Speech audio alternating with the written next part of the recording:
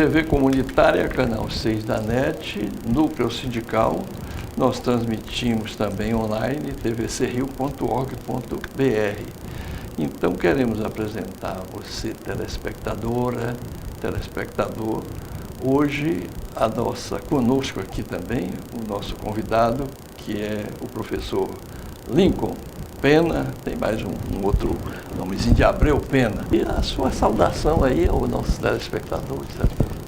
A minha saudação é recorrente, porque já não é a primeira vez que eu estou aqui e acho que a TV comunitária presta um serviço, um trabalho extraordinário de divulgação das questões que mais afetam o interesse do povo brasileiro. Portanto, é com muita satisfação que eu reencontro aqui o meu amigo, companheiro Francisco Soriano. Lincoln, você não para de produzir. Nós temos aqui um trabalho seu, eu acho que é o 23º livro, né, que você lança. E ontem foi a noite de autógrafos. Para que você veja, está aqui o mais novo produto. Memórias de um historiador, inventário de uma geração. Lincoln, você sempre foi um lutador, né? Eu acho que desde que você se descobre, assim, enquanto estudante, começa a se despertar seu, né? E veja você, nós estamos diante de um bisneto do Marechal Floriano, também um dos precursores aí da nossa República, né? É verdade. Lincoln, sobre Brasil atual, antes de nós chegarmos aqui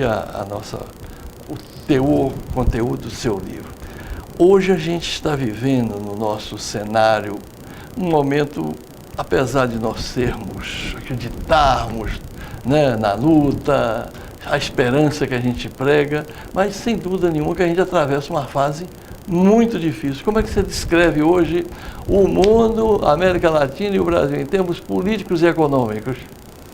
Olha, é um exercício difícil, mas importante que a gente tenha que refletir sobre esse momento, porque ele, de certa forma, é ímpar, se nós levarmos em consideração a profundidade desse golpe e as suas repercussões e desdobramentos, mas, ao mesmo tempo, ele não nos surpreende se nós considerarmos que o que se convencionou chamar de golpe, com a cessação do Estado de Direito eleitoral, para não falar democrático, né, com a cassação da presidente Dilma, é parte integrante de um golpe continuado.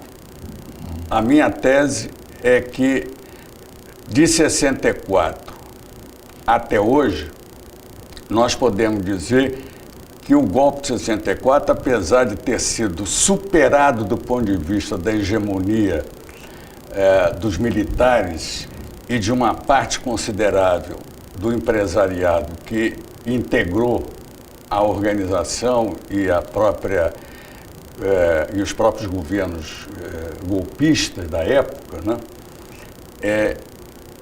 Com a volta das chamadas liberdades públicas, liberdades democráticas, o essencial não foi alterado. Ou seja, o atrelamento da economia brasileira aos interesses do grande capital, ainda que tivessem sofrido pequenos arranhões nos governos populares, essencialmente não foi alterado. Então nós temos um processo de realinhamento das forças por parte do poder hegemônico desse grande capital, que ainda se encontra nos Estados Unidos, não é? E que teve que fazer esse realinhamento em função, primeiramente, do processo de descolonização. Quer dizer, vários países, vários povos se tornaram independentes, se libertaram do jugo colonial e alguns até do jugo neocolonial, né? E, no caso específico da América Latina, a Revolução Cubana foi determinante para que o Departamento de Estado norte-americano procurasse reforçar o seu papel de policiamento em relação a toda e qualquer tentativa de mudança estrutural da realidade latino-americana. Então nós temos que entender que o que está se passando no Brasil e em vários outros países do mundo é parte integrante de uma estratégia. As coisas não acontecem naturalmente, né? Veja bem, com o fim do sistema socialista soviético, né, era preciso encontrar um inimigo que justificasse o investimento massivo de recursos para a indústria militarista, indústria de armamentos, que é uma das 3 maiores indústrias do mundo, né, juntamente com a indústria petroleira, e hoje em dia dizem que o narcotráfico se junta a esses grandes conglomerados em termos de investimento de capital. Pois bem, era preciso justificar a permanência desse Estado armamentista, né? Então, recorreu-se ao expediente de encontrar no terrorismo, e é fácil você identificar a hora que quiser situações de terror, né, para implementar uma repressão massiva também.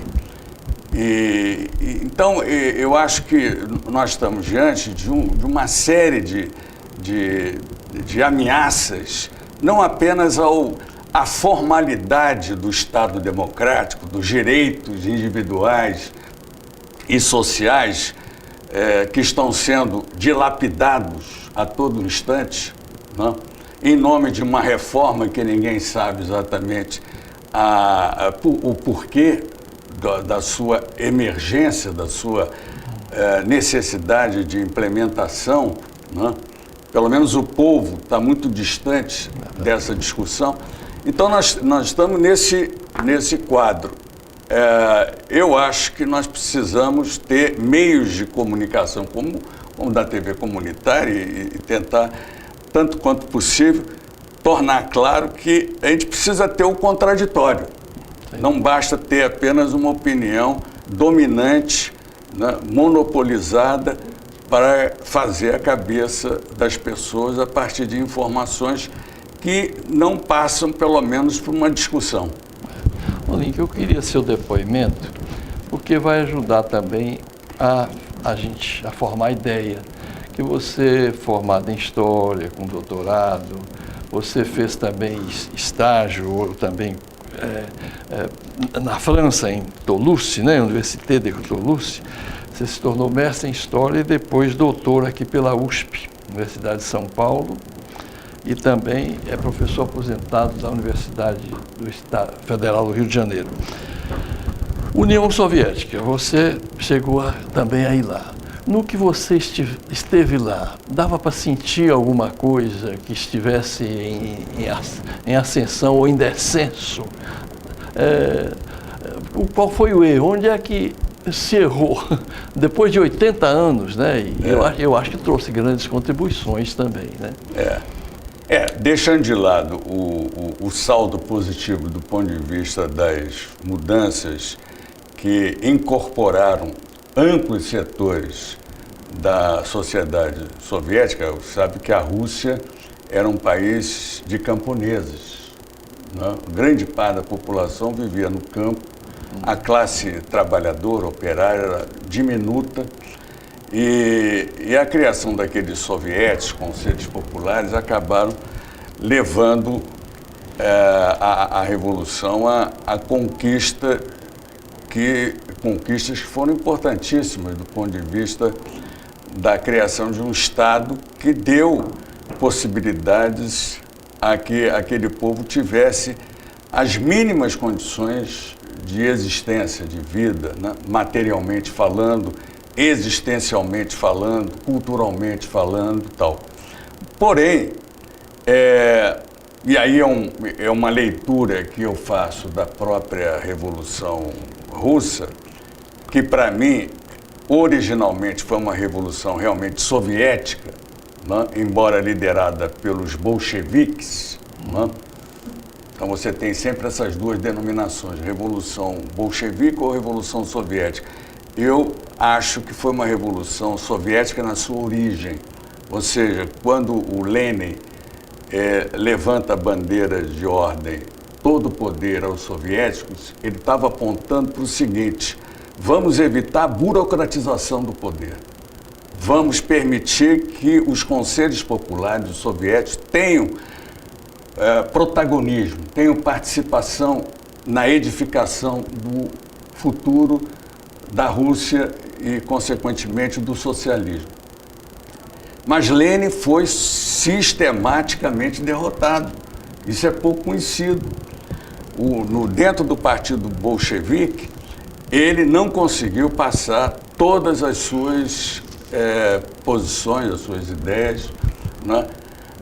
Há quem até suspeite que o derrame que ele teve e a morte realmente prematura em janeiro de 1924 tenha muito a ver com as seguidas derrotas que ele sofreu na direção da Revolução. Pois bem, a partir daí, há realmente um fechamento da participação dos conselhos populares, dos soviéticos, né? A Rússia torna-se um poder muito centralizado. As repúblicas socialistas que vão sendo incorporadas à União das Repúblicas Socialistas Soviéticas, que chegaram a 15, né? Elas... Que derrotaram o nazismo, né? Que derrotaram o nazismo, foram importantíssimos, né? O Exército Vermelho teve um papel destacadíssimo.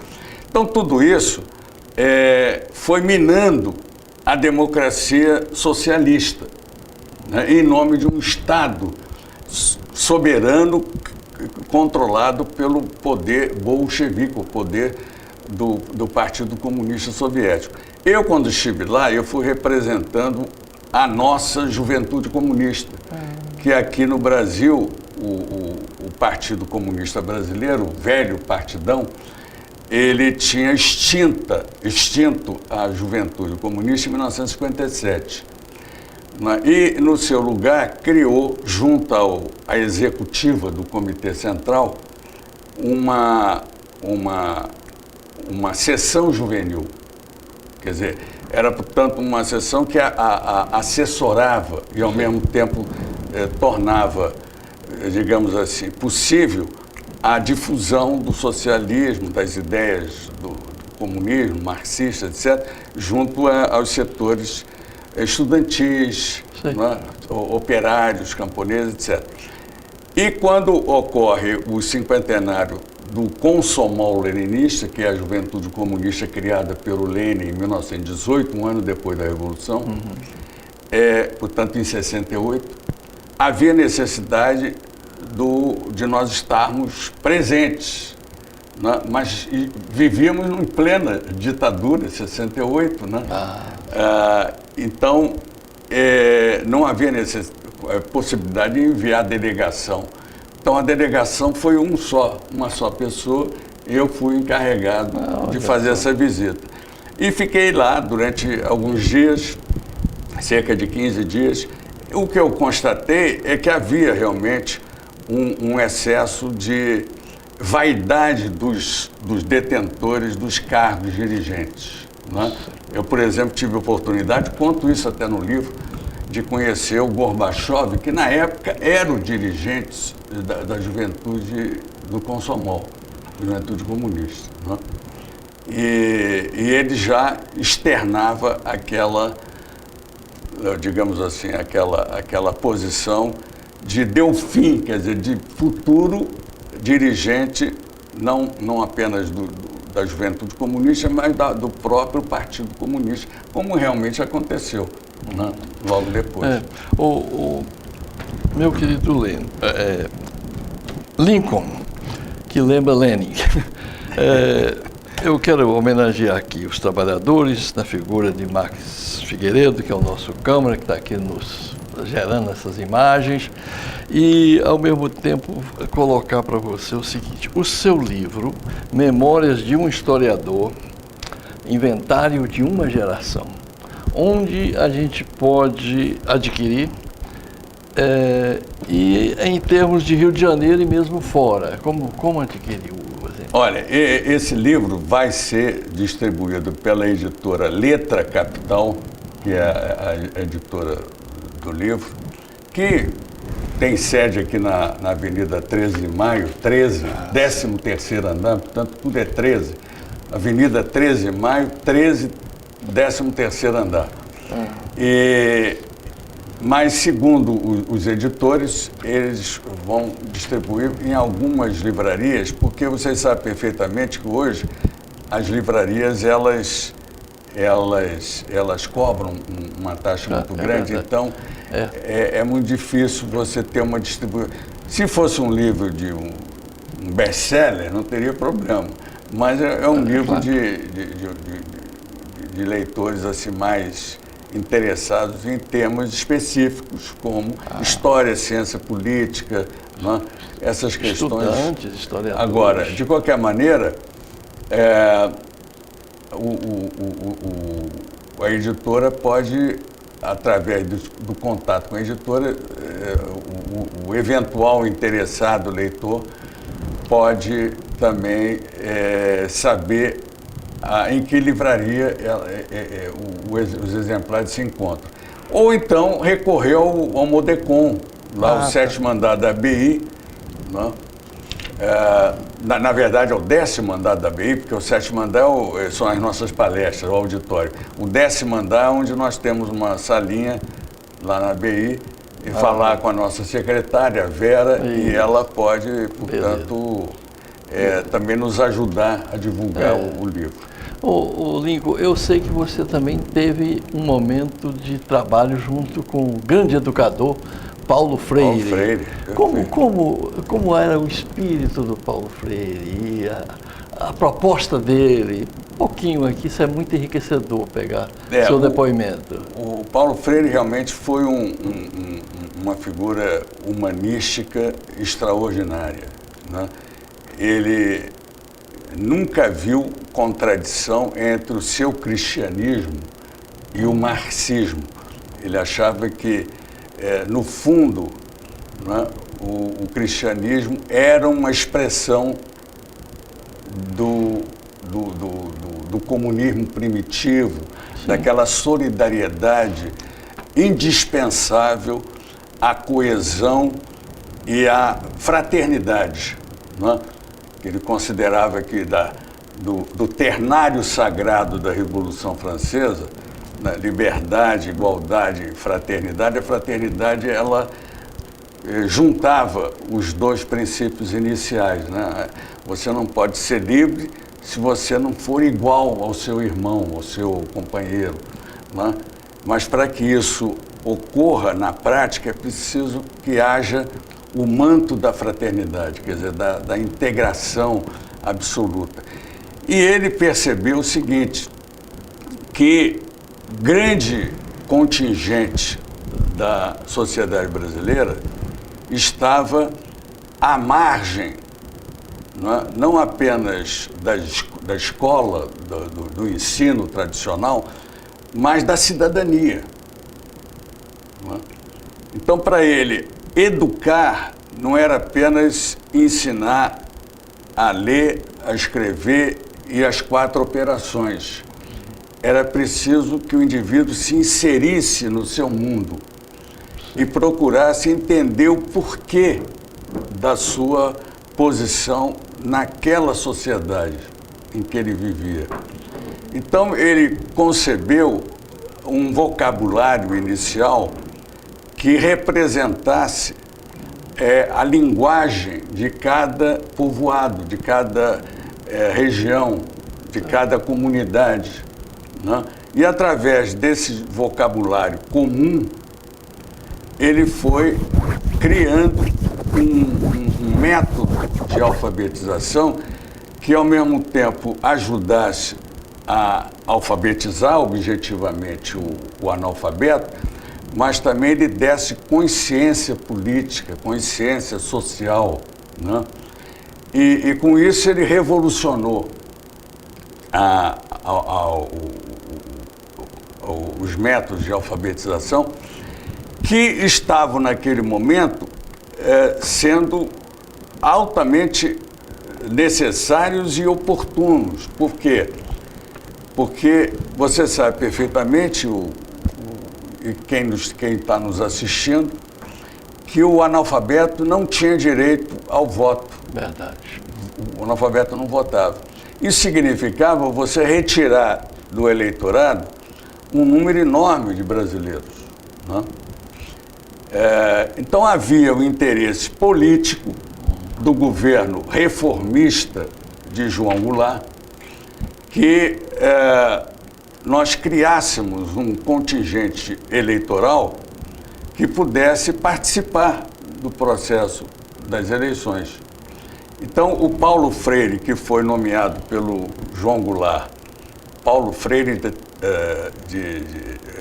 ministro da Educação, tomando conhecimento da experiência bem-sucedida de Paulo Freire no Rio Grande do Norte, né, que já se estendia por parte do Nordeste, resolveu criar um Programa Nacional de Alfabetização, né? Então, o PNA, que inicialmente era um plano, tornou-se, portanto, um Programa Nacional de Alfabetização e ele, infelizmente, durou muito pouco tempo, porque, a rigor, ele começa em setembro de 63, mas em março de 64 ele é interrompido, né? Quer dizer, em abril, objetivamente, 1º de abril, ele é interrompido e nesses 6 meses, de qualquer maneira, muita gente se beneficiou do método Paulo Freire. E o encontro Paulo Freire e o Anísio Teixeira, né? Porque foi também um revolucionário assim, na educação no Brasil, né? A valorização da escola pública. Sem dúvida. Desde o Manifesto dos Pioneiros da Educação, de 1932, né? Que Anísio foi um dos articuladores, juntamente com Pascoal Leme e vários outros educadores. Vamos recordar um pouquinho. A morte do Anísio Teixeira é muito estranha também, né? Que Estranhíssima. Ele era um dos visadíssimos pelos trusses das escolas particulares, né? Exatamente. Depois que ele morre, é encontrado morto no elevador no fundo do elevador. E o elevador funcionando normalmente. E o elevador funciona normalmente. Até hoje não se apurou, naquela época não havia interesse, evidentemente, em que se apurasse isso. E foi uma perda irreparável, não apenas pela ausência dele em função da morte, né? Porque ele era um defensor intransigente da educação pública, mista e democrática. Ou seja, ele, apesar de toda uma formação católica... Por que mista? Só para mista porque durante muito tempo se defendia a necessidade de separar turmas ou classes, né, masculinas da feminina, achando que isso poderia prejudicar a atenção do educando, etc. Então, sobretudo no Nordeste. Era proibido paquerar, né? No auge da juventude. Então, embora esse seja um elemento, até um detalhe secundário, o importante era a defesa do ensino público e gratuito, né? Além de democrático, portanto, a admissão de que o aluno não é apenas um receptor, ele também tem direito a questionar o próprio processo de ensino. Isso daí Paulo Freire... Sócrates também, né? Pois é, exatamente. Isso daí Paulo Freire certamente se ficou muito sensibilizado por essa posição do Anísio, né? Assim como depois Darcy Ribeiro também. Aí você entra todo um circuito de educadores que, ao mesmo tempo, foram grandes cidadãos. Não ficaram restritos a um debate meramente formal da educação. eles tiveram um desempenho muito grande, né, em várias outras áreas do poder público, como secretários de Estado, né, como intelectuais. Eu, por exemplo, conheci Anísio Teixeira no ISEB, Instituto Superior de Estudos Brasileiro. Roland Corbusier. Né, com os grandes debates entre ele, por exemplo, e Álvaro Vieira Pinto. Álvaro Vieira Pinto defendia a revolução das massas, né? E o Anísio Teixeira defendia a revolução via educação. Quer dizer, a educação era um instrumento de mudança da sociedade. É claro que mas não isoladamente. Mas, de qualquer maneira, você não pode descartar a educação como parte integrante de um processo. Lincoln, você, de antemão, agradecemos muito sua participação. Eu quero te dar 2 minutos para você dizer para quem nos assiste onde te encontrar, o que é o Modecom e onde fica e o horário das reuniões. Isso é muito importante. O maior prazer. O Modecom, para quem ainda não sabe, ele é fruto de um movimento que vem desde a campanha do Petróleo é Nosso, tanto desde 1948, passa pela Liga de Emancipação Nacional, que foi criada logo após o decreto de criação da Petrobras, em 1953, não é?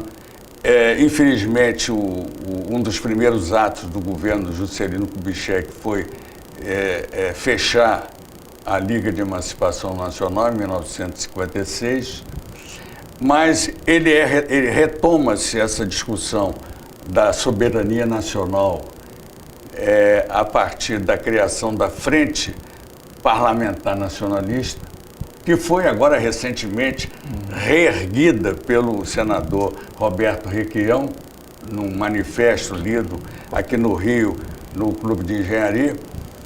E, em 1989, o doutor Barbosa Lima Sobrinho, então presidente da ABI, resolve criar o Modecom, Movimento de Defesa da Economia Nacional, que se reúne regularmente toda segunda-feira no 7º andar do prédio da ABI, Associação Brasileira de Imprensa, Araújo, Porto Alegre, 71, 7º andar. A partir das 17 horas, nós estamos lá discutindo temas do interesse nacional e popular. Beleza, Lincoln. O nosso agradecimento. E eu que agradeço esse espaço aqui importante. Parabéns pela sua novo trabalho, livro, e até a próxima, se Deus quiser. TV Comunitária, canal 6 da NET, Núcleo Sindical, transmitindo também online tvcrio.org.br. Obrigado pela sua audiência.